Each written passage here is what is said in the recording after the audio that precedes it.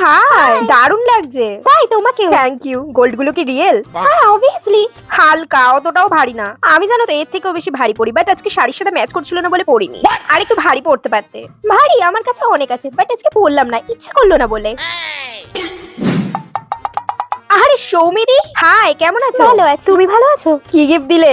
আমি একটা রূপোর মোটা চেন দিয়েছি। মোটা চেন? কেন সোনা দিতে পারলে না? এত চিপ কেন? তোমার মনে আছে তুমি আমার ভাইপোর জন্মদিনে কি দিয়েছিলে? একটা কাচের বাটি সেট। হ্যাঁ আসছি, পরে কথা বলবো। হ্যাঁ, এই কেকটা কি ছোট না?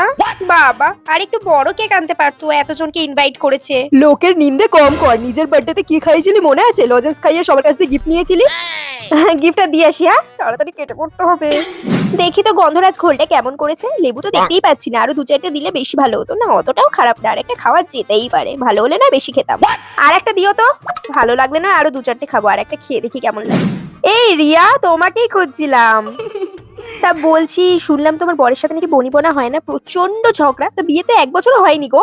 আমিও তো শুনলাম তোমার বরের সাথে নাকি ডিভোর্স হয়ে যাচ্ছে। আগে নিজের ঘর সামলাও, যত সব পরের ঘরে নাক গলাতে এসছে।